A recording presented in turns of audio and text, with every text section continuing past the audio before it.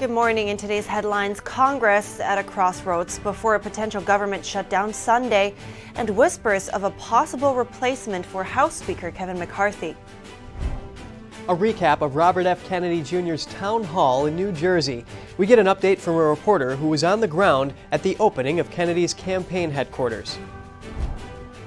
House Democrats calling the first Biden impeachment inquiry a farce and contending that Republicans don't have any direct evidence against the president.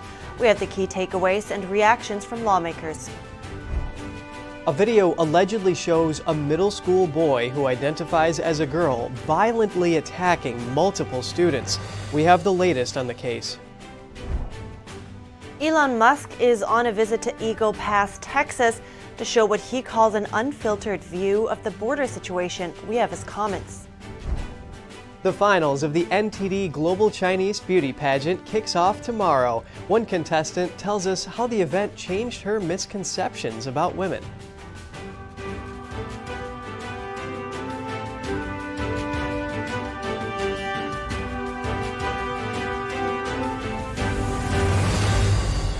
Good morning. Welcome to NTD. I'm Kevin Hogan. Good morning, everyone. I'm Evelyn Lee. Today is Friday, finally, September 29th. Yes, and the big day is tomorrow for our beauty pageant finals. That's right. I'm going. Are you going to watch? It's our big event, so. On TV? Yeah. If you have the chance, go. I'm going to be there. But also, some serious news today. It's one day until the beauty pageant, but 2 days before a possible government shutdown. Congress is split on the path forward, with the House and Senate at odds on a bipartisan bill to avoid it. A shutdown would stop paychecks for millions of federal workers and leave millions of troops and federal law enforcement, like border agents, at work without pay. NTD's Jeremy Sandberg has the latest efforts to avert a shutdown. Congress is at a crossroads before a seemingly imminent government shutdown on Sunday. Lawmakers in the House of Representatives stayed late into the night Thursday and passed 3 of 4 spending bills, none of which would avert a shutdown and are unlikely to make it through the Senate. Funding for the Department of Agriculture failed, with 27 Republicans voting against it, while funding to finance the Department of Defense, Department of State, and the Department of Homeland Security advanced. Senate Majority Leader Chuck Schumer urged Speaker McCarthy to follow the upper chamber's approach. Its bipartisan stopgap bill, known as a continuing resolution, or CR, would keep the government open through November 17th. The solution remains clear. Speaker McCarthy needs to stop letting the MAGA radicals drive his decisions and do the obvious and sensible thing. Senator Josh Hawley says the solution is for Schumer to address Ukraine separately. The House is passing appropriations bills. We've so far passed 0 appropriations bills in the Senate. I'd just like to point out, 0. So we're not really in a position to cast stones vis-a-vis the House. I mean, people complain about the House. The Senate's done nothing. So my view is pass a short-term CR, clean. Senator Rick Scott took a similar stance, saying Ukraine deserves its own bill with amendments and discussion. I'm on budget. We don't do a budget, right? They don't do a budget. Then they'll do a CR. Oh, couldn't get it done. Didn't even try. Couldn't get it done. And then we'll have an omnibus at Christmas that will spend more money than you could ever imagine. The Senate stopgap bill could take until Monday to pass if GOP Senator Ron Paul slows down the process over demands that drop the $6.2 billion price tag for Ukraine. GOP senators are trying to cut a deal to give Paul an amendment vote in exchange for allowing the process to speed up. Schumer told senators to be prepared for a procedural vote on the bill Saturday morning if they fail to secure a time agreement. The bill is sure to meet opposition from some House Republicans, with McCarthy already having vowed to amend it. No, that thing is dead over here. Are you kidding me? Why? Well, first of all, you continue spending. You have $6.2 billion for Ukraine. They do nothing to secure our southern border. That is just a non-starter. The Senate needs to get real. A group of Senate negotiators are currently working to add border security amendments to the Senate stopgap bill. House Speaker Kevin McCarthy is bringing his own continuing resolution to the floor Friday in hopes of meeting Saturday's deadline. I believe we need a stopgap measure to keep government open, and that's what we'll propose on Friday, to be able to keep the government open and while at the same time helping us secure the border. He says some Democratic senators he's talked to are open to border provisions in the Senate's current bill. Jeremy Sandberg, NTD News. Conservative House Republicans are working on a contingency plan in case of efforts to oust Speaker McCarthy. The House Speaker has been facing verbal threats to his position for weeks. Majority Whip Tom Emmer's name was reportedly suggested as a potential alternative in private discussions by former Freedom Caucus Chair Andy Biggs. That's according to anonymous Republican sources who spoke to the Washington Post. Biggs denied the claims and says rumors about the group backing Emmer are completely false. House Majority Leader Steve Scalise was also being considered, but not as a first choice due to health issues. Emmer told Politico he fully supports McCarthy and has, in his words, zero interest in palace intrigue. Republicans would be challenged to find someone with the same level of GOP support as McCarthy with enough votes to become Speaker. Next, we're going to get an update on RFK Jr.'s town hall and the opening of his campaign headquarters. Jeff Louderback, a reporter with the Epoch Times, joins us live. Good morning, Jeff. Good morning. Thanks for having me. So what did Kennedy say at his speech last night in Elizabeth, New Jersey? Well, he is reiterating the message of unity. If you look at the banners in the background at his events, it talks about healing the divide.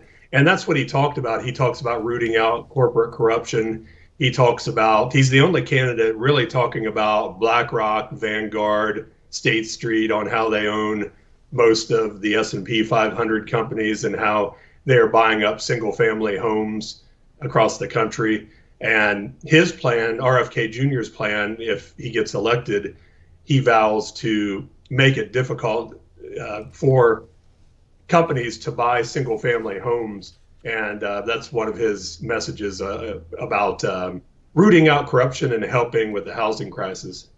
Yeah, and we know that he's also pushed for ending these forever wars. But what was it like there? How did the crowd react? Well, it's a common theme. I've been covering the campaign since May, and there's enthusiasm. A lot of people are former Trump voters, and a lot of people tell me it reminds them of Trump when it wasn't President Trump, it was Donald Trump running for president in 2016. The enthusiasm behind the campaign because the country is in need of change, a lot of people think. But what's interesting is RFK Jr. continues to get support from conservatives, independents, liberals. I talked to a few people in the audience last night, and they said they voted for Trump in 2016 and 2020. One person said she still likes Trump, but she used the word exhausting. So I think Democrats are realizing that President Biden might not be the ideal choice, and Republicans, at least Republicans at these events, conservatives, are finding that RFK is a ideal alternative.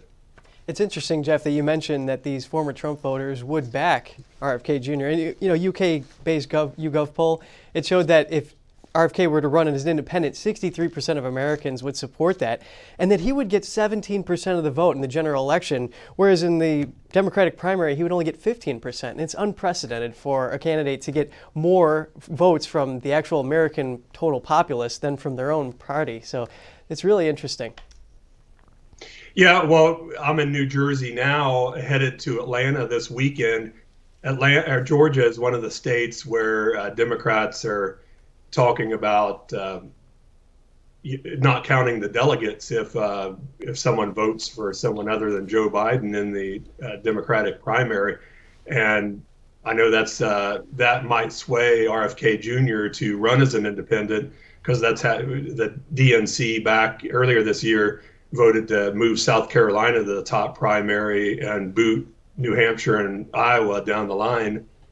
And New Hampshire and Iowa says they're not going to comply. So those are going to be unsanctioned primaries, and RFK Jr. has a real good chance of winning those.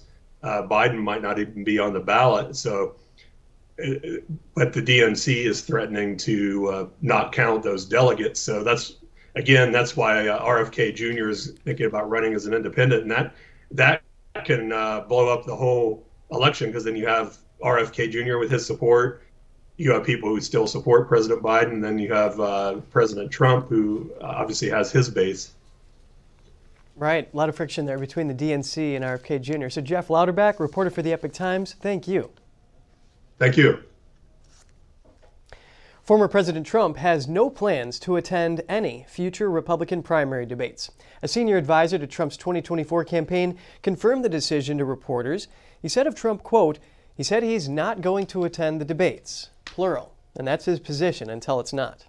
The advisor added that the debates had become more like a contest for who's going to be the designated survivor. Trump skipped the first and the second Republican primary debates, and we'll have more post-debate analysis for you in the second half of the show, so be sure to stick around for that. We have more updates on the prosecution of former President Trump in Georgia. In a surprise decision, Trump is not seeking to move his case to federal court. Former President Trump's lawyers said on Thursday that Trump will not seek to move the Georgia election case against him from state to federal court. This could simplify his path to trial. As Trump's legal team put it, this decision is based on his well-founded confidence that this honorable court intends to fully and completely protect his constitutional right to a fair trial and guarantee him due process of law. 5 of Trump's co-defendants are trying to move their cases to the federal level. Trump was initially expected to join them because he might face a friendlier jury in a federal court than in Fulton County, Georgia, a Democratic stronghold. Seeking to move the case would also have mired it in hearings and appeals. Prosecutors are pushing to try all 19 defendants together as soon as October 23rd, but the judge in the case says he's skeptical about that timeline. On Wednesday, Trump co-defendant Sidney Powell accused Fulton County District Attorney Fani Willis of prosecutorial misconduct. Powell's attorney said in a court filing that Fulton County prosecutors must have presented a misleading and false case to the grand jury, or the grand jury simply rubber-stamped the indictment. Powell is asking for transcripts from both grand juries. Meanwhile, the Georgia state senator who demanded an investigation into Fani Willis was suspended from the GOP caucus Thursday. Georgia Senate Republicans said State Senator Colton Moore knowingly misled people during his call for an investigation, caused unnecessary tension and hostility, and put his colleagues at risk of personal harm. Moore responded saying, "I will continue to expose Fani Willis and the rhinos covering for her." In other Trump news, the trial for the former president's fraud case in New York will go forward as planned. An appeals court yesterday rejected Trump's bid for a delay. The decision clears the way for Judge Arthur Engoron to preside over a non-jury trial starting Monday in Manhattan. This is part of New York Attorney General Letitia James's civil lawsuit into Trump and the Trump Organization. Engoron ruled on Tuesday that Trump and his business were liable for fraud and that they inflated the value of their properties.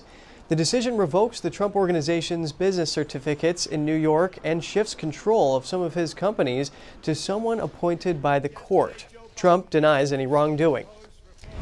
And stay with us as House Democrats contend that Republicans don't have any direct evidence against the president. We have the key takeaways and reactions from lawmakers. And Elon Musk makes a visit to the southern border following a sharp influx of illegal immigrants. He offers a warning and proposes a solution. That's after the break.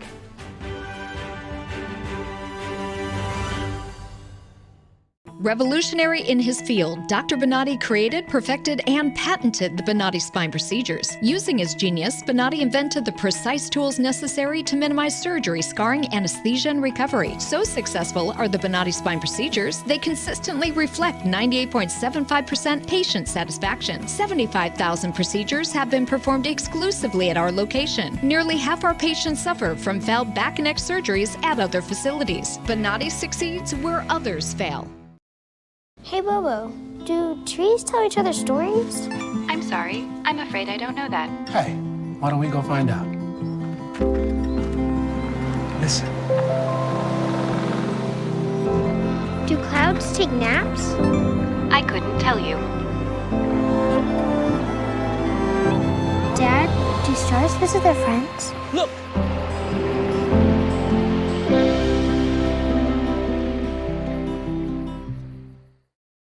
When you start buying into evolution, you've opened a door to say you don't have to trust the Bible completely. Evolution in millions of years is the greatest myth ever forced on the minds of men. It's not science versus religion. It's a worldview clash. Explore the evidence.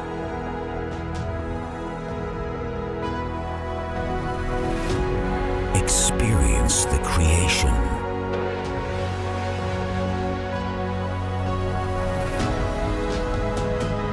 discover the truth.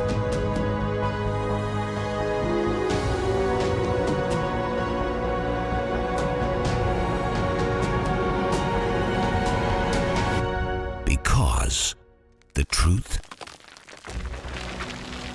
will set you free. Genesis, Paradise Lost.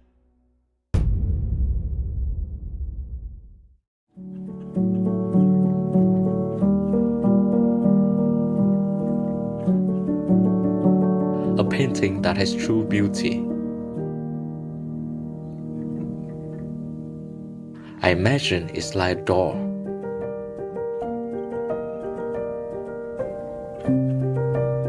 The artist holds the key to open the door and bring people to a purer world.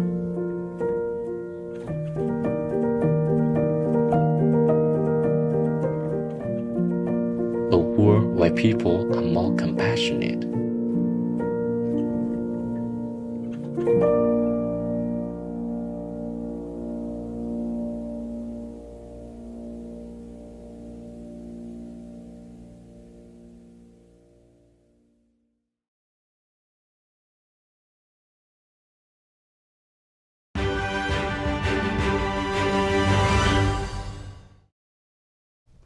Welcome back. Did President Biden benefit from his son's foreign business dealings? Republican lawmakers say yes, while Democrats say no. NTD's legal correspondent Arlene Richards reviews the arguments from yesterday's impeachment inquiry hearing. House Republicans Thursday launched the first hearing of their impeachment inquiry into President Joe Biden. Chairman of the House Oversight Committee James Comer believes the evidence is building against the president. Since assuming our Republican majority in January, the House Oversight and Accountability Committee has uncovered a mountain of evidence revealing how Joe Biden abused his public office for his family's financial gain.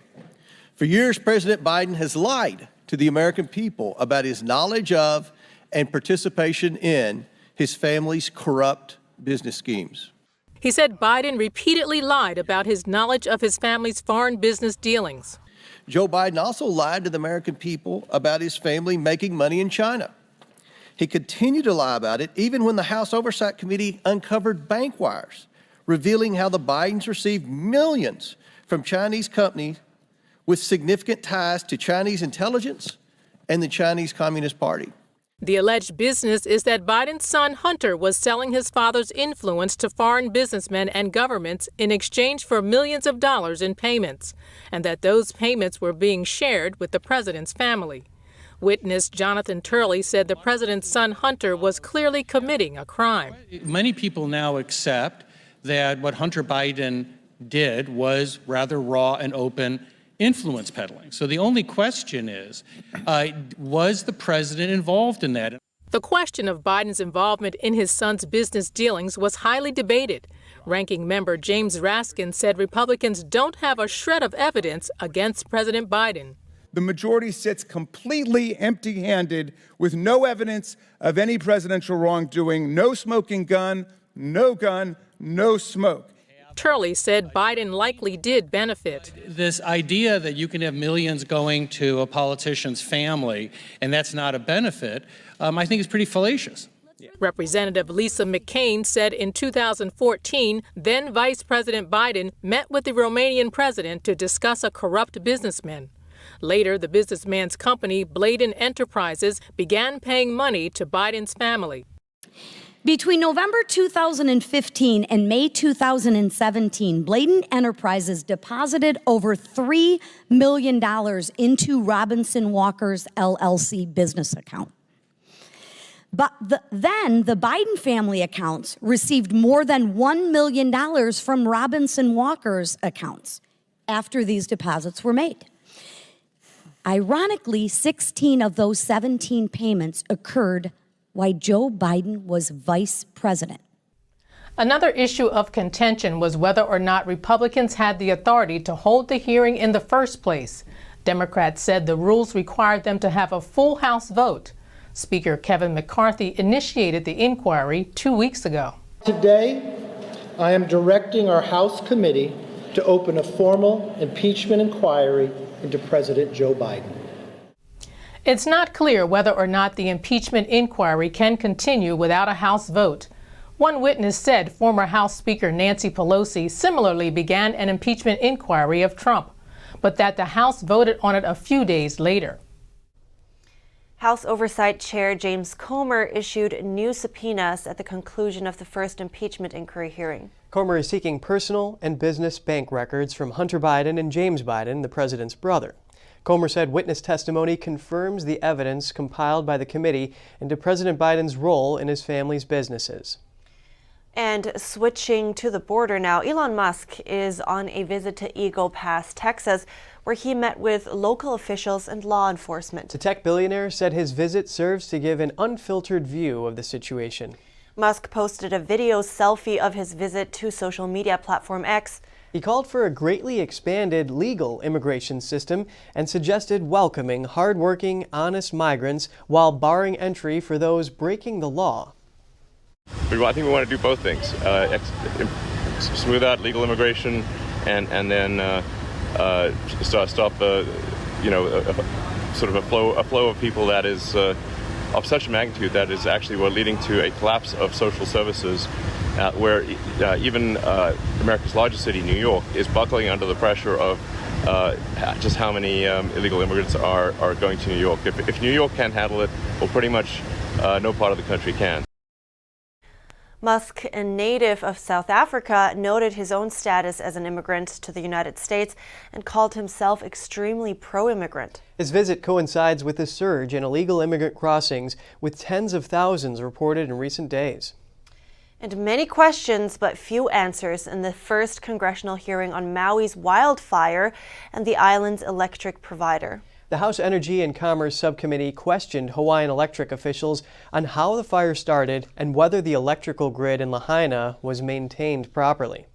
Hawaiian Electric CEO Shili Kimura wrote in a letter before the hearing that downed lines caused the initial fire, but the fire department put out that blaze. She said power lines had been de-energized for more than 6 hours when another fire started in the same area. Hawaiian Energy official Mark Glick also submitted written testimony detailing plans to create a microgrid system where parts of the grid could be shut down when necessary. Should convicts be allowed to vote after they complete their sentences? A federal appeals court on Thursday agreed to consider a ruling over the issue in Mississippi.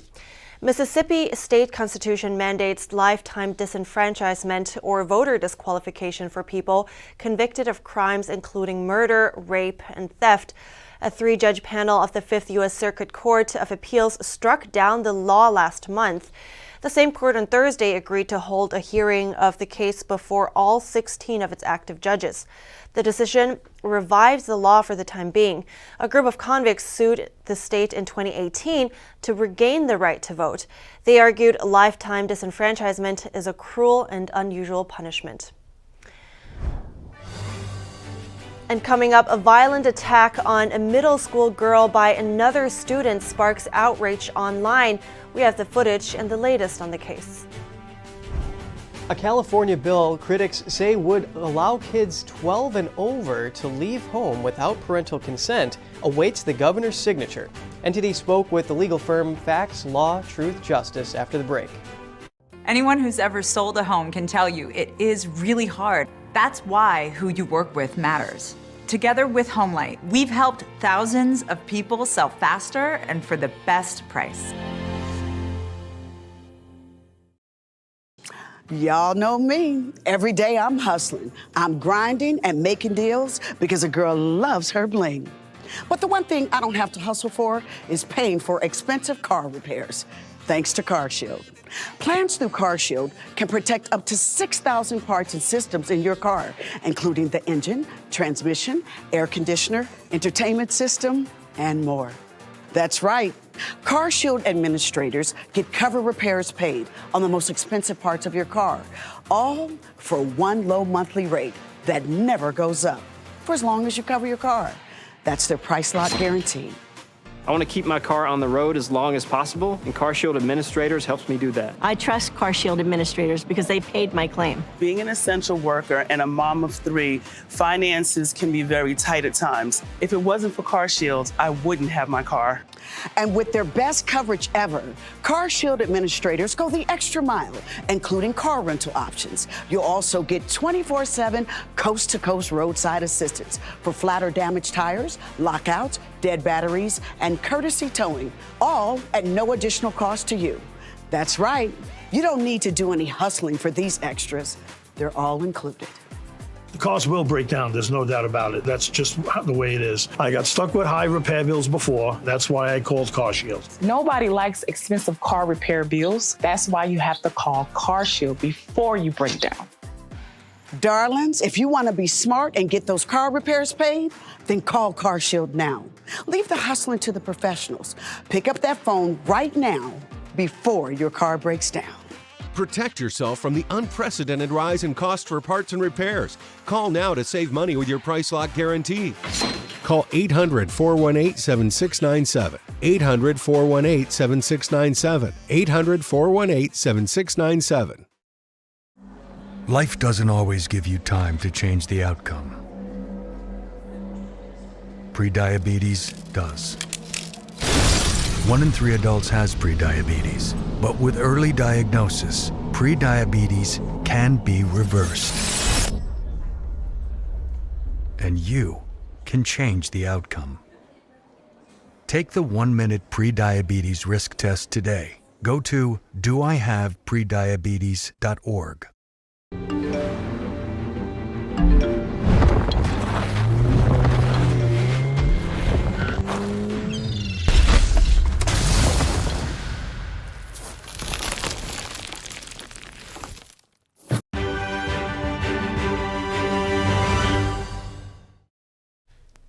Welcome back. Videos of a middle school boy who allegedly identifies as female attacking multiple girls at a school has gone viral. NTD's Daniel Monahan has more on the recordings and their aftermath, and a caution to viewers, some may find the following footage disturbing.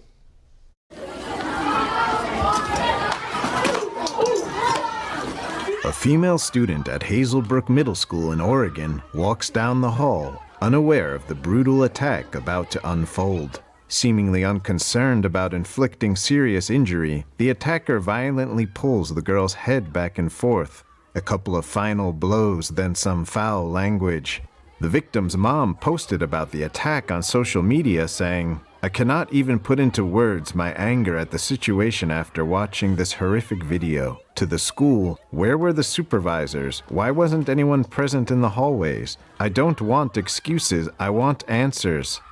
The video was shared on Twitter by Ben Edel, the Republican nominee for the Senate district where the school is. He wrote, "What you're seeing is a large boy who identifies as a girl ambush a smaller girl from behind. Both of these children are the victims of the adults that run this school district.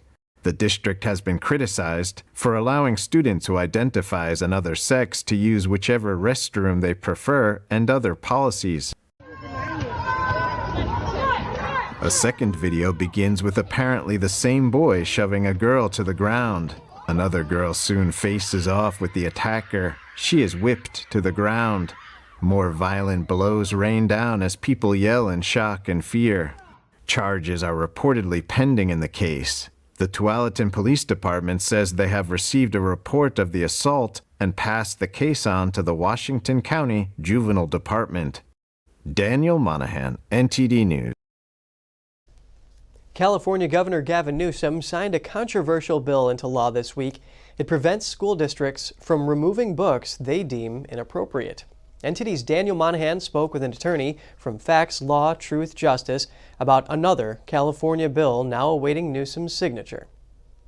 Assembly Bill 665 is sponsored by California Senator Scott Wiener and Assemblywoman Wendy Carrillo. The law would allow kids 12 and up to leave home and check into a residential facility without parental consent. Attorney Nicole Pearson discusses the bill. AB 665, again, basically says that a child can leave their parent's home at any time without notice and for any reason, that is a complete affront to due process of law, which is guaranteed in the 14th Amendment of the U.S. federal Constitution, as well as the California Constitution. It is one of the most important and sacrosanct rights that all of us have. We must be given notice that our rights are in jeopardy. Pearson says AB 665 completely deprives parents of those rights. By eliminating current legal requirements that a child must be the victim of abuse, incest, or neglect before they can be removed from their parents' home without notice.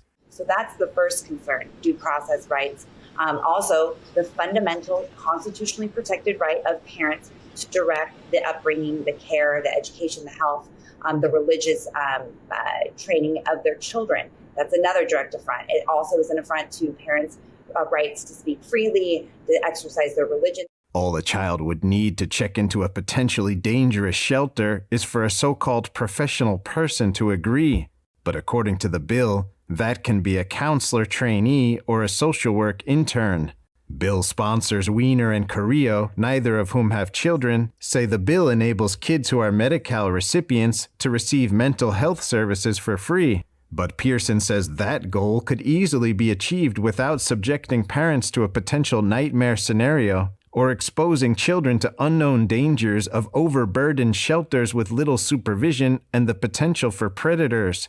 The attorney states that simply amending one word from the Health and Safety Code would achieve this. Adamantly oppose this bill. Pearson says seeing the effect these bills have on people in real life fuels her and her law practice, Facts, Law, Truth, Justice, to continue to fight for people's rights. I see the families who are being torn apart. I see the children who are being shoved into government systems and programs without resources and support, who are being abused, neglected, and trafficked. Being a voice for the voiceless is something the attorney says she takes very seriously. Pearson says Governor Newsom's recent decision not to sign another controversial bill, AB 957, which would have forced judges to consider a parent's affirmation of a child's chosen gender in custody battles, shows the importance of keeping the pressure on. She is calling on those who are concerned about children's and parents' rights to go to protectkidsca.com. Daniel Monahan, NTD News. We're going to switch up gears here and bring you some of the latest headlines rapid fire. In the story, we want to warn you, some viewers may find this video footage disturbing. The rededication of a controversial statue in Albuquerque was the site of a shooting.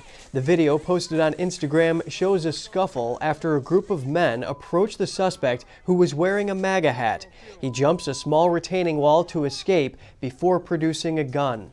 The reason for the scuffle is unclear, but police have the alleged shooter in custody. The condition of the shooting victim is unknown. Authorities in New York seized over 40 pounds of what they believe is fentanyl. It was found 6 blocks from the Bronx daycare where a 1-year-old child was killed after a suspected exposure to the drug. Juan Gabriel Herrera Vargas was arrested Tuesday. He faces several charges, including operating as a major trafficker and criminal possession of a controlled substance. The woman arrested while live streaming the Philadelphia looting is out of jail on bail. Deja Blackwell thanked her supporters and said her lawyer advised her against giving interviews. The social media influencer faces 6 felonies, including burglary and conspiracy. A couple arrested in Texas are the first people to be charged under the new federal Big Cat Act. They were arrested for selling a Margay cub and trying to sell a Jaguar cub. The pair didn't have a license to buy, sell, trade, or transport exotic animals. If convicted, they could receive up to 5 years in prison and a $20,000 fine. Well, hopefully the victim in New Mexico recovers quickly. Yes, agreed. And that is just such a cute tiger cub. Yeah, but you know, a lot comes with that. You know, if you don't know how to handle them, wild animals, give them the right home. You could get hurt, and sometimes they spread diseases too if you don't handle them well. But those laws are there for a reason. Right. Going into break now, China blocks a U.S. executive from leaving the country. Find out why they won't let him go. And is China boosting Russia's military capabilities while providing support in their war efforts? We're bringing a foreign affairs expert to discuss this.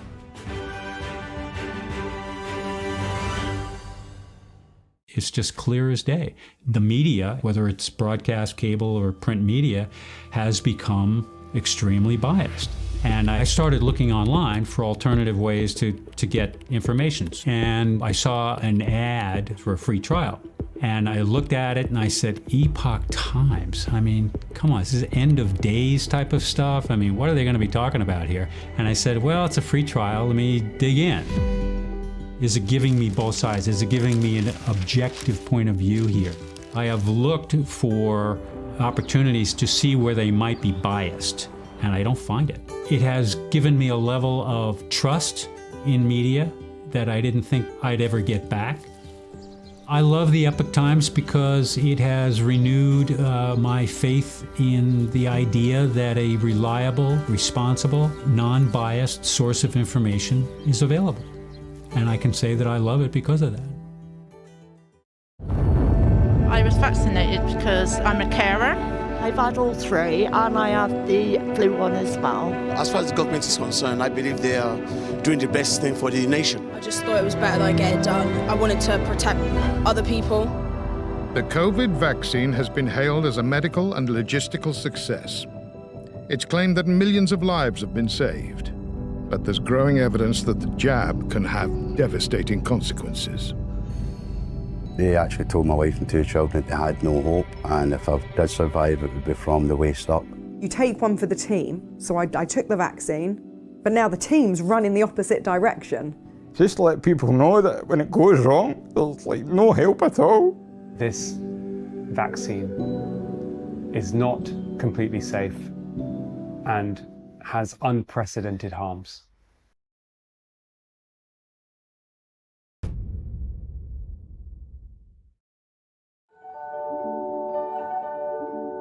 There's always a searching process for beauty. You know it when you see it.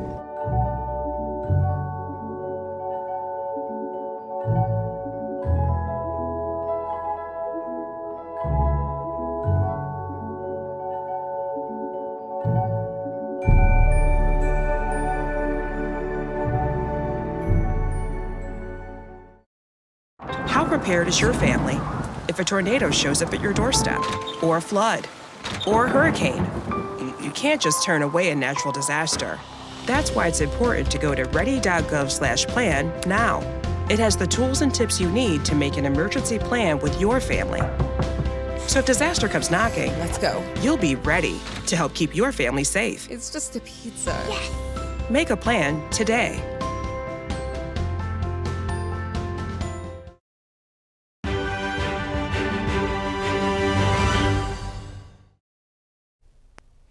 Welcome back. Chinese firms are reportedly increasingly critical in Russia's economy. CNBC reports they're also boosting Russia's military capabilities while providing support in their war efforts. Let's find out more about this and the relationship between the two nations. We're bringing in Greg Copley to discuss this. He is the president of the International Strategic Studies Association. Good morning, Greg. It's good to have you this morning. Now, first, let's talk about how significant China's help is to Russia at this point, actually. How dependent is Russia?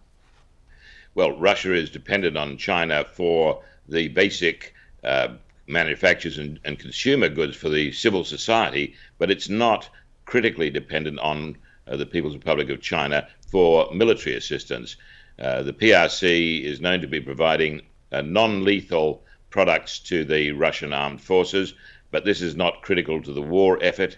It's certainly a help. But the real impact of China's help to Russia is in the civil sector. It's part of a growing trade region which gets around the U.S. and Western sanctions. Right. We will talk about this in a little bit, but let's touch on what China is helping Russia with exactly. So they're saying they are not sending weapons or anything like that. So what is it that they're sending Russia that's important in the war? Well, basically, as far as we can tell, it's non-lethal items like helmets, clothing, and the like. But the nearest they come to providing something of real military assistance is in the supply of unmanned aerial vehicles, drones, in other words. and as far as we know, not including unmanned combat aerial vehicles, in other words, the ones that carry weapons. But that could be the case. They are providing UAVs which could perhaps be armed by Russia, but that's a consumable in a sense, and it's not itself a kinetic weapon. But it seems you're saying that the biggest relationship there is the help that they get in the civil sector. So what happens here when sanctioned states like Russia and China, they start turning to each other like this for trade? How effective are sanctions then in this case? Is that a way to circumvent them? Oh, certainly it's a way to circumvent them. The People's Republic of China and Russia have built an entirely new trading bloc, very much like Cold War I, only this time it's much more effective. And the PRC Russia controlled bloc is, shall we say, much more capable of producing advanced goods than was the case in the first Cold War. So what we're seeing is that sanctions are beginning to build a world in which Western trade is being excluded, and this will come back to haunt many Western countries, particularly the United States and Europe.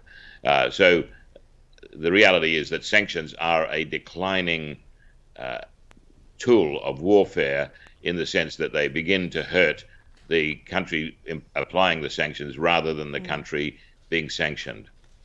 That's quite alarming. Now, on that partnership there, also the experts, in the past I spoke to some experts that very much doubted how limitless China support would be, talking about the no limits partnership there. Where do you see the limits of that partnership? Well, the great limit is that the People's Republic of China economy is tanking at this stage, and there'll be a declining ability of Russia to provide energy and food to the People's Republic of China if they don't get paid by Beijing. So that's the real danger. On the other hand, I think it's not so much a matter of Russia being dependent on China as the reverse. I think China is now dependent on the cheap energy and cheap grain exports and food exports from Russia. So the two countries are mutually hostile in so many areas and rivals in so many areas, competitors strategically, that this is a tenuous relationship at best, and it's fragile, but it's mutually dependent at this time under Western pressure.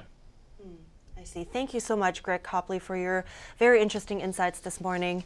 Thanks for coming on. Thank you. Now, the Chinese regime has blocked a U.S. executive from leaving the country. China often places exit bans on people being investigated or on those helping the Chinese Communist regime with an investigation. Michael Chan, a Hong Kong-based corporate restructuring specialist, is assisting China in an investigation. Chan was told by his employer that he can't leave after traveling to China in July. He's allowed to move around freely and is still working. China's exit bans can last for months or even years as investigations drag on. The State Department has advised Americans to reconsider going to China because of its arbitrary enforcement of laws. And now let's head to Malcolm Hudson in the UK for some short headlines from around the world. Good morning from the UK, Evelyn and Kevin. A suicide bombing in Pakistan killed at least 52 people and injured more than 50. Authorities say the blast happened near a mosque during a religious gathering in a province bordering Afghanistan. No group has claimed responsibility for the bombing. Public prosecutors in the Dutch city of Rotterdam said they sent a letter to the university of a medical student now suspected of killing 3 people yesterday. The letter described psychotic behavior and alcohol troubles. He is being held on suspicion of shooting a woman who lived near his home, her daughter, and a doctor who taught at the Erasmus Medical Center. Sweden's Prime Minister summoned the head of the armed forces and the police commissioner in a bid to stem gang violence. The nation was rocked in recent days by a wave of violence that took 11 lives in September alone. Ulf Kristersson blamed what he called an irresponsible immigration policy of previous governments for all the problems. The Australian Army will never again fly its fleet of Taipan helicopters following a crash in July that killed 4 soldiers. The Defence Minister said retiring them early was the only decision that makes sense. The government announced plans in January to replace the 40 European-designed Taipans with 40 US-made Black Hawks. A teenager has been arrested in connection with the cutting down of one of the UK's most photographed trees. The sycamore gap tree in northeast England was made famous in a key scene in Kevin Costner's 1991 film Robin Hood, Prince of Thieves. The tree stood in a dramatic dip in the Roman-era Hadrian's Wall, which is a UNESCO World Heritage Site. That's all from me. Back to you both. Teen pranks getting out of control. Yeah, why would anyone cut down a tree like that? Yeah. Maybe they didn't have a good grasp on what it actually means for them.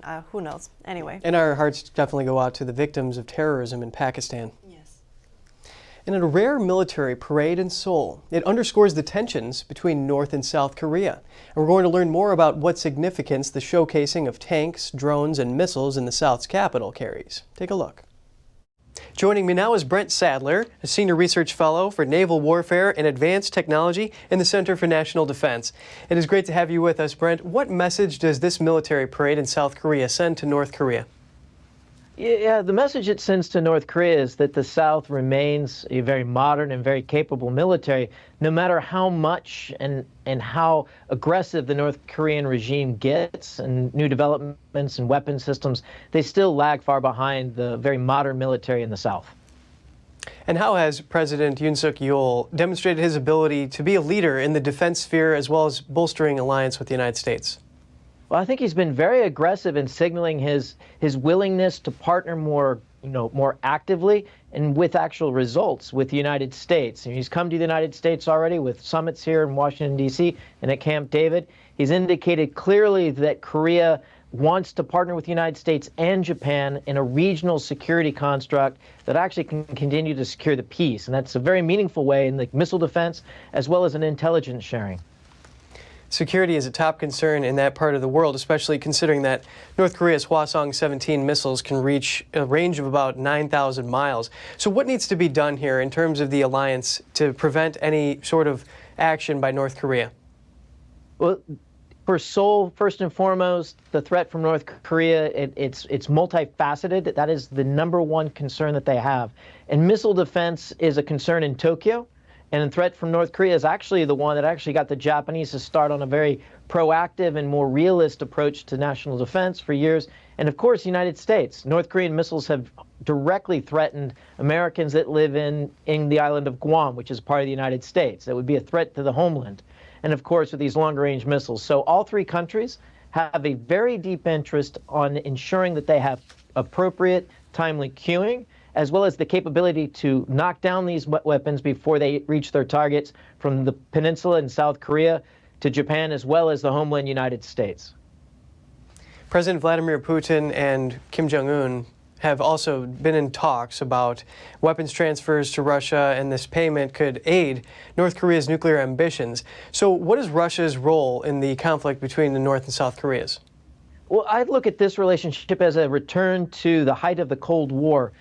At the end of the Korean War, the Kim regime, Kim Il-sung, actually purged all of the Chinese supporters, and he had the Chinese leave Pyongyang early in the 50s. So there's really no, I guess, deep friendship with Beijing. Their #1 throughout most of the Cold War was the Soviet Union. They relied on them for massive support. But with the collapse of the Soviet Union, they had to go elsewhere, resorting to nefarious means of raising funds. So this outreach by Moscow to Pyongyang could signal a return to what had been the norm back in the 60s and the 70s and the 80s.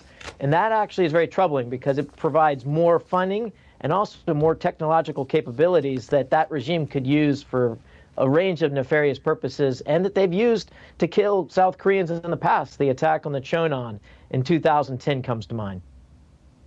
Very important topic here. Brent Sadler at the Center for National Defense, thank you for your time. Thank you very much for having me. Coming up, student loan repayments starting up again. Borrowers are facing some tough decisions. NTD's Don Ma has some advice on student loan repayment. And the grand final of the NTD Global Chinese Beauty Pageant is coming up. One contender tells us how the event has changed her misconceptions about women. Stay tuned to find out more.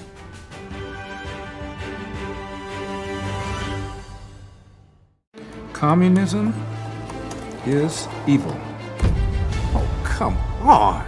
Listen, if you're as tired of the censorship as I am, I've actually got good news for you. Check out epictv.com. It's a brand new censorship-free video platform where you can find not only my show, but other deep documentaries, great programs, and honest movies that bring you the news without all the spin and the fake narratives. So, I'll see you there. More than 10,000 Falun Gong practitioners protested peacefully in Beijing, China. In what amounts to the largest demonstration since the Tiananmen Square massacre in 1989. 法轮功教人向善，练的人不是越多越好吗？如果人们都去信法轮功了，谁还信共产党呢？ It is literally life and death for many party members to not let the story be told.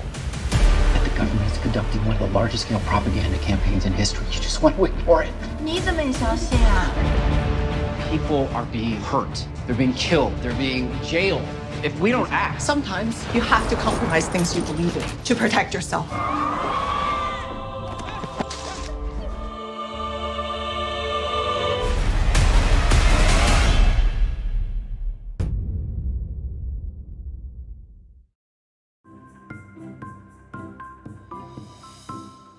They are some of the hottest videos on social media. Those videos claiming to instantly get rid of bags under your eyes. Annette Figueroa is here to tell us why she says this one is for real.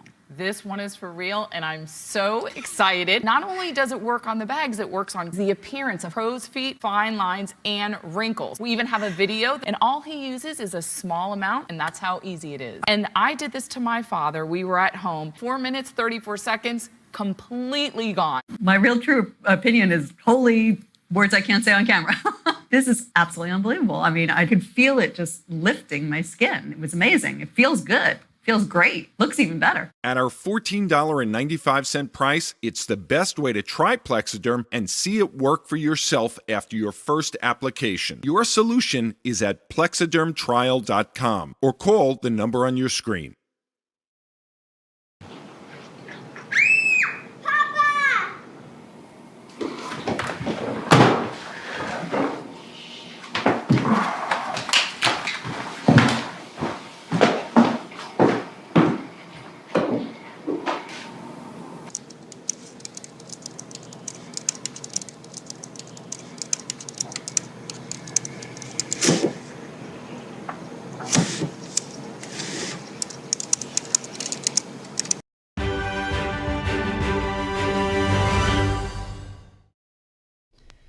Good to have you back. Student loan repayments will resume on Sunday, October 1st.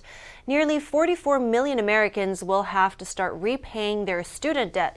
Now, here with us live is, you guessed it, NTD business host Don Ma. Hi, good morning, Don. Now, please tell us, for those that are impacted, what is it they need to know? Yeah, of course. So now, according to the Consumer Financial Bureau, around 1 in 5 people with student loans are actually likely to struggle once their payments resume in October. According to official data, the average student loan borrower owes over $37,000. And you know, this could cost an average of up to $300 a month. And for some people, that's a lot of money. And for those students that have, for those that have student debt, one thing you need to be aware that interest on federal student loans has already started accumulating. So what you should do first is log into your studentaid.gov account and check your loan servicer. And then you should log into your account with your servicer to see your loan balance, monthly payment amount, and interest rate. Good to know. And yeah, like you said, $300 a month can be quite a big chunk. Now, so how are student loan borrowers feeling about this? Well, we have to pay the debt that we owe, right? But, of course, a lot of them wish that payments weren't restarting. If it were me, I would wish the same. In fact, according to a Bankrate survey, nearly a quarter of Americans with student loan debt say their biggest financial regret is actually borrowing too much for their education. Some people face what they face is simply they might just have to cut back on their monthly expenses to accommodate this extra expense that they haven't had really for a long time. Now, for some it may be more difficult to make those payments on time. What happens if you miss a payment?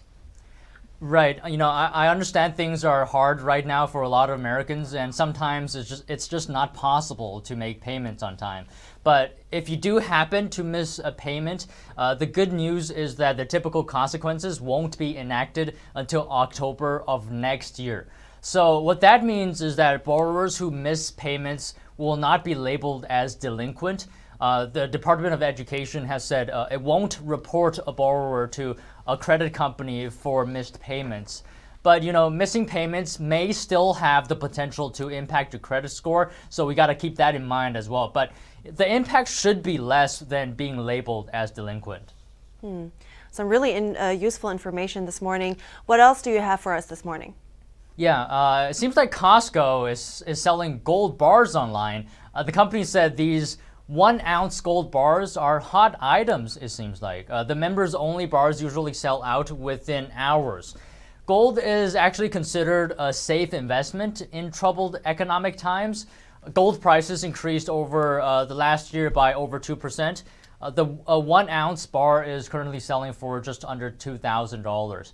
Other than that, that's all from me this morning, Evelyn. Well, thank you as always, Don, host of NTD Business. Thank you, Evelyn. And an event of beauty and class, bringing together 32 contestants from around the world. The final round of the NTD Global Chinese Pageant kicks off tomorrow. The competition has a special mission to revive the aesthetic values found in traditional culture. One of the finalists says the contest changed her misconceptions about women. Let's hear her story. My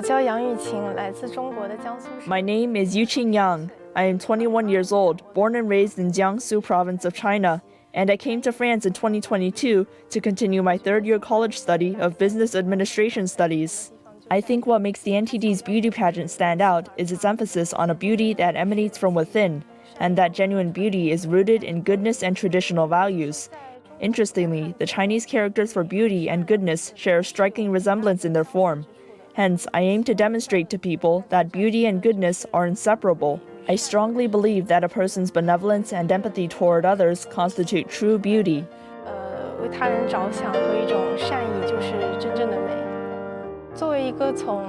As an individual who was born and raised in China, I find this competition has altered my misconceptions about women.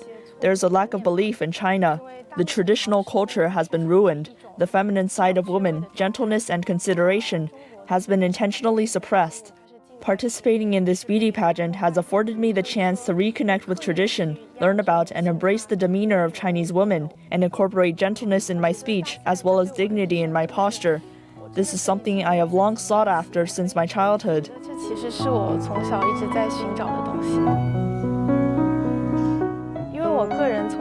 I have always had a deep admiration for both Chinese and Western classical art. Visiting the Louvre to see the Renaissance masterpieces is something I particularly enjoy. To me, the angels and figures depicted in these paintings encapsulate a celestial elegance.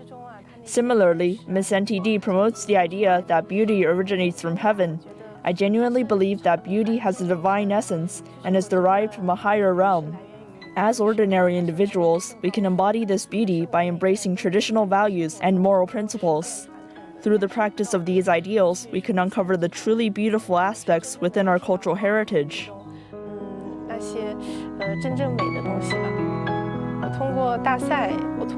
Through this competition and exploring traditional culture and etiquette, I have come to realize that we should do things with a peaceful mind. The ancient Chinese philosophy positions humanity as the intermediary between heaven and earth, thereby forming the three domains. We should not engage in relentless pursuit or competition.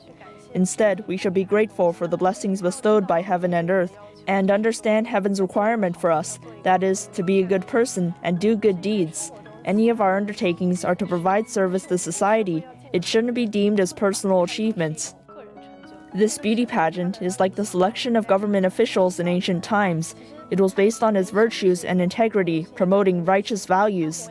It helps us see the beauty and richness of our tradition, hence changing our impetuous mentality to reacquire the value of goodness. The final competition and coronation are set for this coming Saturday. Tickets are available online at missntd.org. Yeah, exciting. And also, we're kicking off the second part of our broadcast now.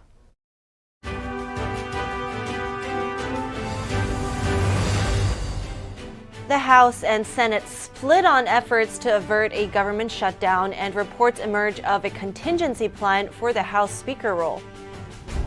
The South Carolina State Library has officially cut ties with the American Library Association. We speak to an expert to get his insight into the issue. We hear from a war veteran who says he was told to leave his nursing home residence to make way for migrant housing. TikTok mining the close contacts of high-profile celebrities and politicians. A new report reveals what the China-owned company's internal tools are capable of. And one of the world's most beloved drinks is being celebrated today. You may be drinking some right now.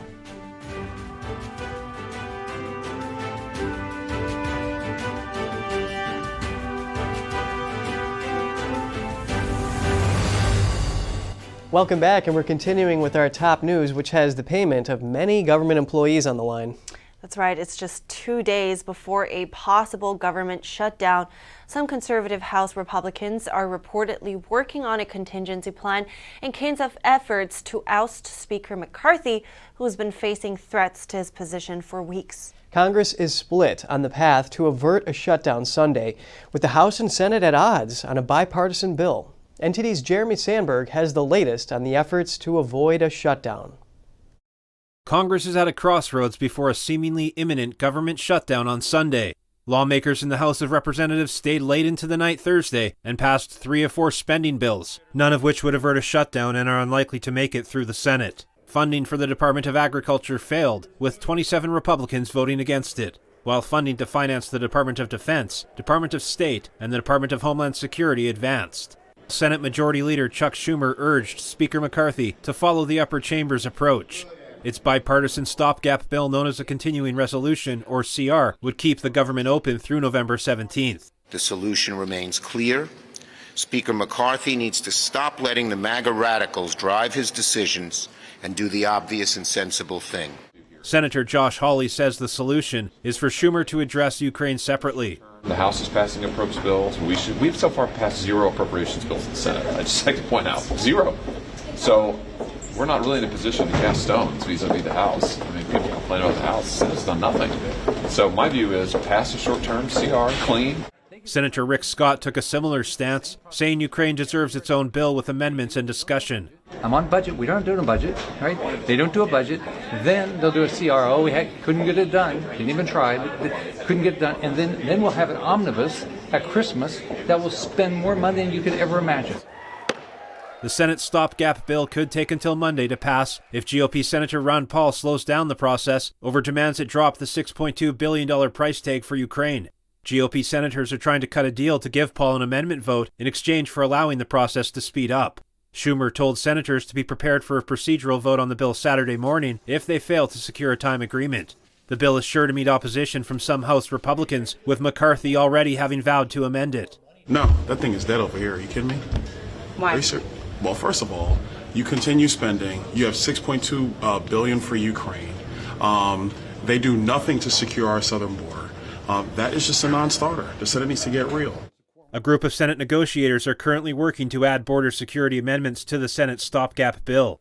House Speaker Kevin McCarthy is bringing his own continuing resolution to the floor Friday in hopes of meeting Saturday's deadline. I believe we need a stopgap measure to keep government open, and that's what we'll propose on Friday, to be able to keep the government open and while at the same time helping us secure the border.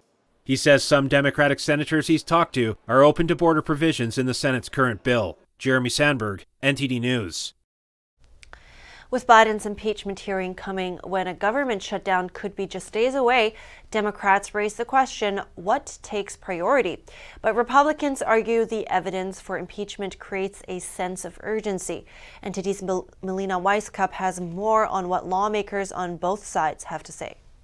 Republicans say there are serious concerns about whether or not President Biden is compromised because of his son's foreign business deals. But the timing of this hearing has given Democrats a way to slam the GOP's priorities, because here we are with the government shutdown just 2 days from now. And this argument has been one that Democrats throughout the day have honed in on. Here's what some of them told me.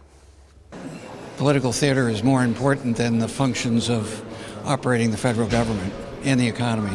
It's pretty much of a sham hearing. We're 2 days away from a Republican shutdown that they're focused on, and yet we're wasting all of our time in this inquiry. Republicans, though, defend their having this hearing today, saying that the evidence they have presented provides a level of urgency. I think you're seeing a puzzle come together. Influence peddling. While Joe Biden was vice president, talking about corruption and in charge of foreign policy. That is concerning. That they were trying to find ways to protect Joe Biden, even though it is very clear from the text messages that Joe Biden is involved. Yet 2 days ago, the bank wire to Joe Biden's house from Beijing for $250,000. When I asked Democrats specifically about this piece of evidence, here's what they had to say in response. I mean, to be clear also, I mean, Hunter Biden lived for a period of time with his father, so that evidence means nothing. But not a smidgen of evidence that President Biden has committed a high crime. All assertions that Democrats and President Biden himself deny. The White House has repeatedly this week tried to brush off this hearing, continuing to say that this is an example of political extremism and continuing by that talking point that President Biden has no involvement in Hunter Biden's foreign business deals. This issue is long from over, though. We can expect to continue to see these chairmen pushing these investigations, especially as we approach the 2024 elections.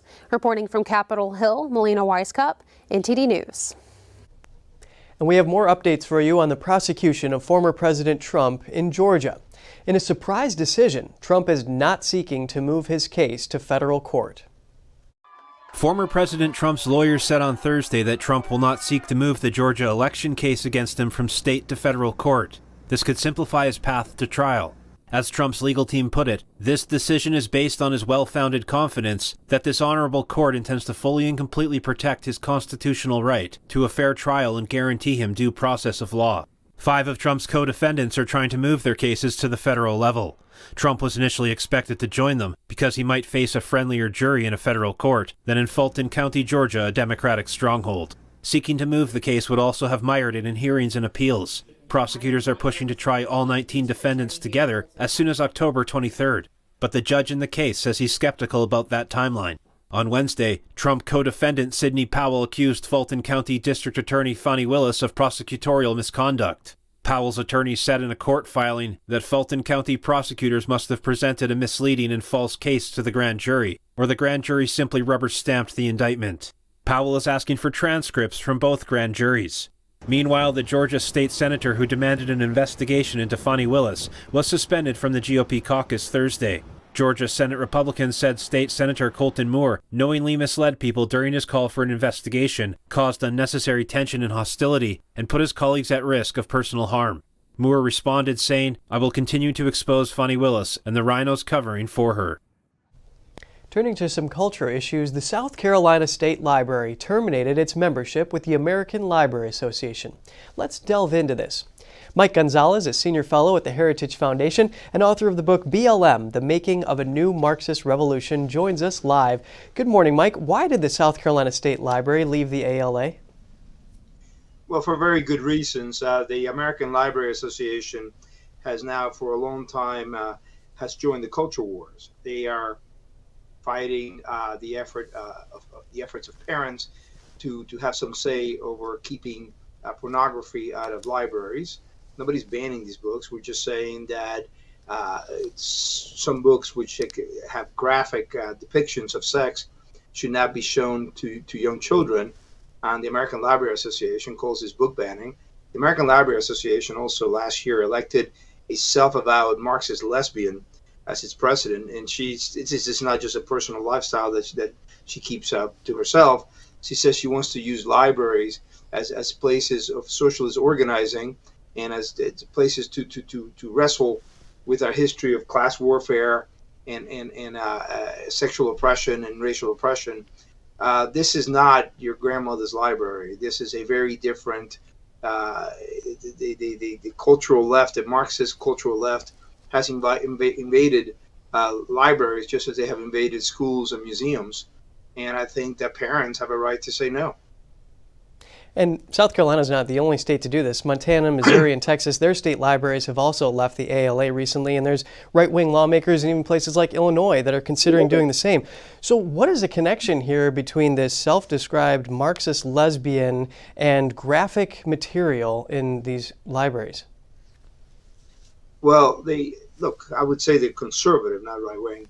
There's 9 other states that are fighting the ALA attempt to train librarians across the country for example, keep out Christian groups.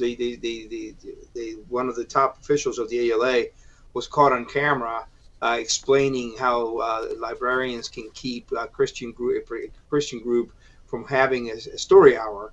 Of course, at the same time, they have queer story hour with transgender people dancing around.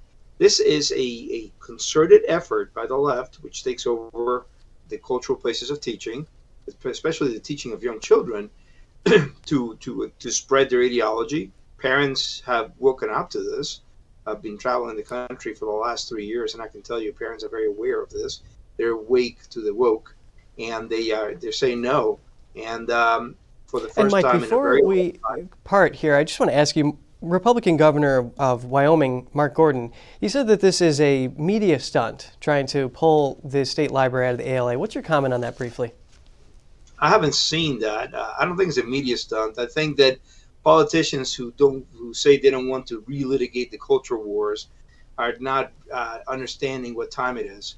I think America is beginning to wake up to the fear, to the threat of what's taking place. Mike Gonzalez at the Heritage Foundation. It was great speaking with you. Thank you.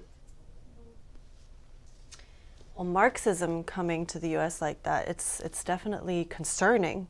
Well, yeah. It should be taken seriously. Yeah, and some states are saying that there's not an ability to uphold their duty to the Constitution if they go with an organization that's led by a self-described Marxist. We're going to go into the break now. A 95-year-old war veteran shares his shocking story. He says he was kicked out of his New York nursing home to make way for migrant housing. And TikTok employees worldwide able to access the close contacts of politicians and celebrities. We have more on an investigation into the company's back-end tools.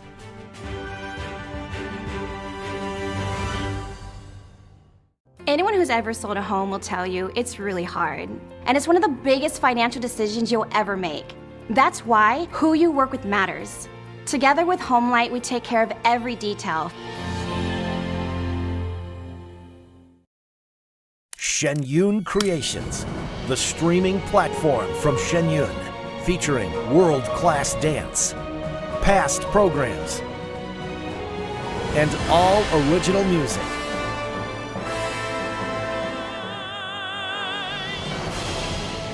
Masterclasses, behind the scenes, comedy, and more. Explore shenyuncreations.com. William Bouguereau's staggering work, both in quantity and quality, numbered over 800 exquisite paintings during his lifetime.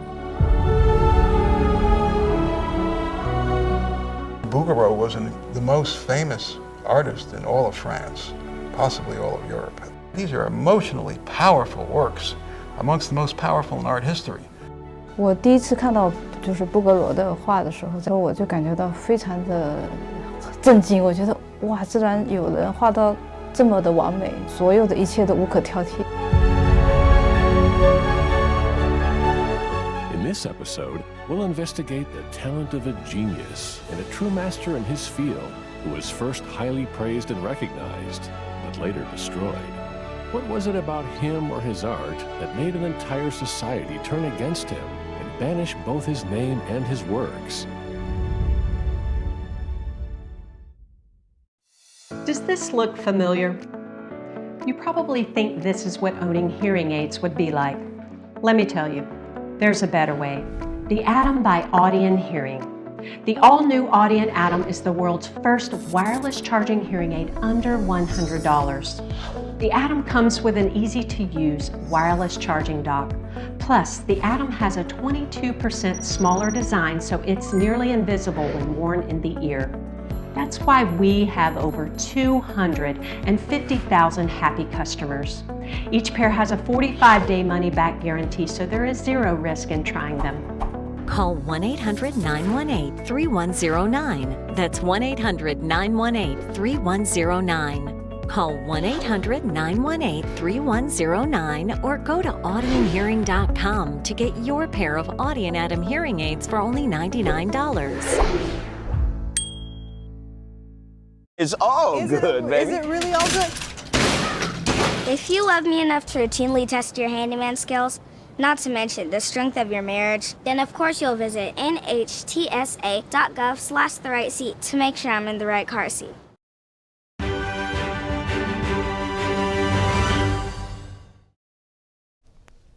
Welcome back. We're going over to New York, where a 95-year-old war veteran says he was forced to leave his nursing home after the facility was sold to become shelter for illegal immigrants. The man attended a press conference with a New York congresswoman on Monday where he spoke about his ordeal. NTD's Contestant brings us this report. Korean war veteran Frank Tamaro said he was given only 2 months to find a new place to stay. He said the nursing home Island Shores did not allow for sufficient time to protest the decision. The thing I'm annoyed about is how they did it. It was very disgraceful what they did to the people in Island Shores. Tamaro said had it not been for his daughter, he would have been homeless. I said, no, you're not moving me. And they said, yes, we are. And everything was done behind closed doors. Yeah. And we didn't have a chance to actually make any attempt to stop them because there wasn't enough time. Speaking at a press conference on Monday, New York Congresswoman Nicole Maliotakis said she was outraged at the decision. She went on to say that tax dollars should not be utilized to house citizens of other countries, especially at the expense of our senior citizens and veterans who put their lives on the line, paid taxes their whole lives, and build our communities. Adding that it shows our country and our city's priorities are backwards. Tens of thousands of migrants have come to New York City over the last year, putting strain on the city's infrastructure and facilities. According to a New York City official, the city's Department of Social Services said that the migrant facility would open there this week. NTD has reached out to New York's Department of Social Services, but didn't receive a reply in time for broadcast. Contestant, NTD News. A federal appeals court has ruled that a Tennessee law banning types of cross-sex procedures for transgender youth can go into effect.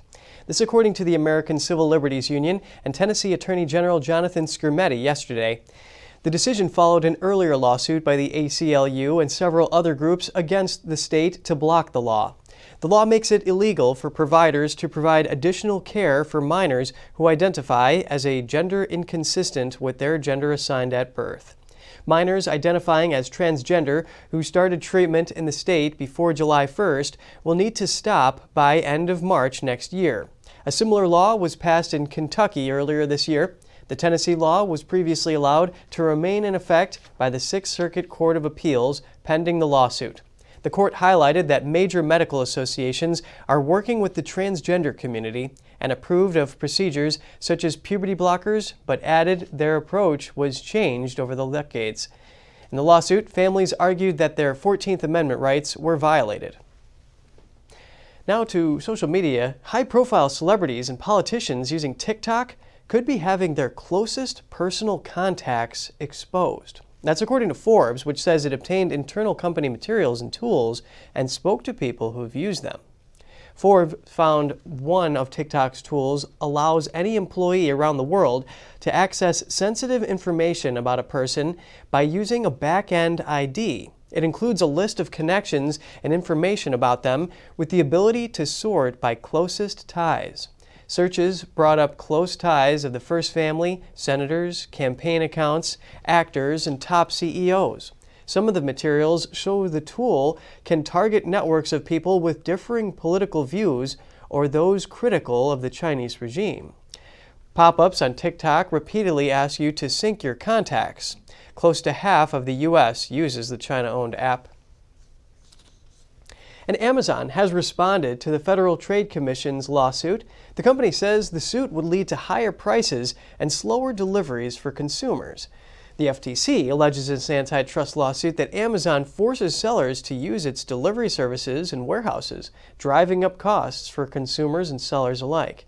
Let's hear a perspective on this. Joining me now is Jeffrey Tucker, a senior columnist for the Epoch Times and the president of the Brownstone Institute. It's great to speak with you, Jeffrey. My pleasure to be here. Thank you. Does the FTC have a strong or weak case against Amazon, and why?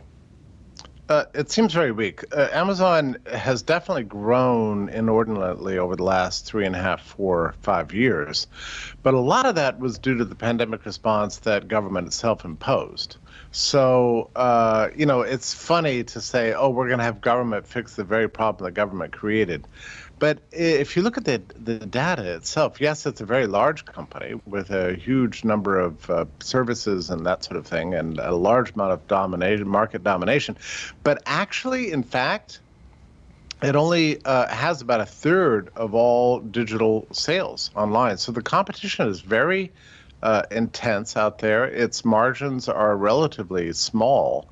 So, and it's going to be very difficult to come up with a case for that, oh, Amazon's exploiting consumers. If that's true, why do people keep using it? So I would say that this investigation is going to take many years, but it's not going to amount to much. It's an interesting perspective, and Amazon says that the FTC has a fundamental misunderstanding of retail. Can you unpack this? Amazon has an unusual model. So it's not just selling its own products, it is doing that, but it's also providing a platform for many other people, many other merchants to sell their products too. And so we've not been in this world before. The FTC's antitrust regulations and formulas don't really apply in this case. So it's a continuing problem. The government doesn't really understand well the markets that itself is in charge of regulating, and I think that's what that remark refers to. So the FTC said that there's these anti-discounting measures that punish sellers for offering lower prices than what Amazon has to offer. So do you consider this a fair business practice if it is allegedly happening? Well, I'm sorry to say, but I sort of think it is, in a sense that Amazon does own the platform and it does like to push its own products. Anybody who complains about this is free to start their own website, which many of them have and do. So many retailers are just looking for advantage on the platform, and I get that, I understand that, but I'm sorry, business is hard, competition is tough. And it just shows that this is competition. Just because Amazon owns the platform and can game the system to reward consumers for buying their stuff as versus somebody else's does not make it unfair. The other thing is that Amazon has a really strong, very open source system of user ratings. And to my knowledge, Amazon's never been accused of gaming those things, whether it's books or houseplants or cleaning products or tomatoes. Everybody can rate everything, and Amazon's very freely puts those things up there. So consumers are very well informed. It's a unique perspective that you bring, Jeffrey. Jeffrey Tucker, president of the Brownstone Institute, thank you for your time. It's my pleasure. Thank you. Tucker makes his case that the FTC doesn't have grounds for its lawsuit.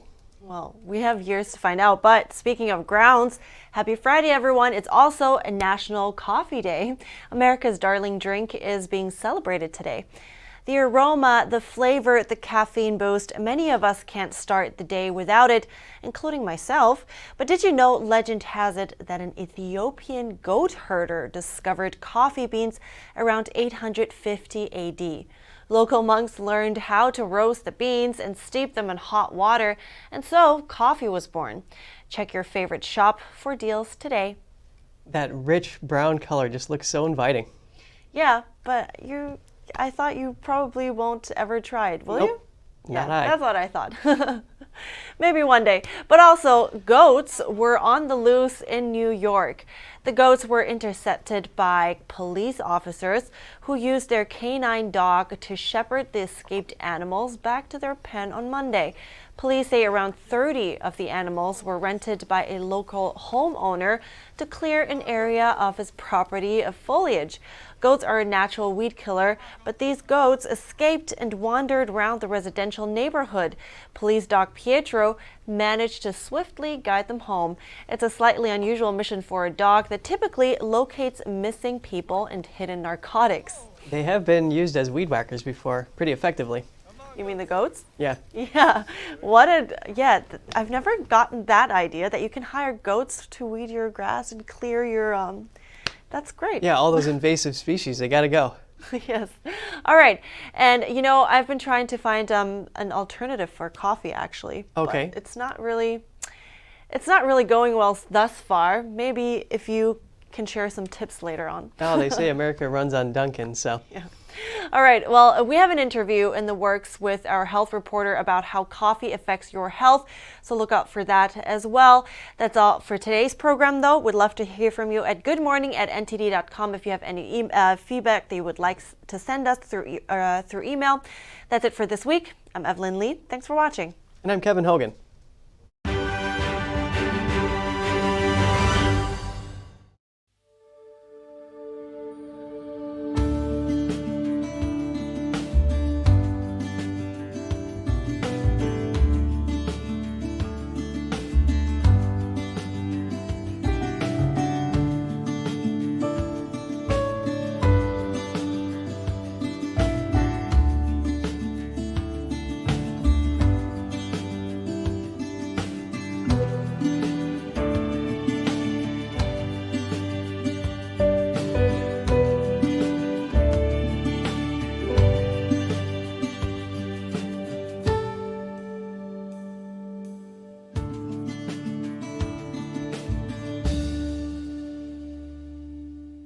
Thanks for watching us on YouTube. Did you know YouTube only keeps selective videos on its platform? So if you want to make sure you get the full picture, just subscribe to our newsletter. Go to newsletter.ntd.com and sign up. It's free.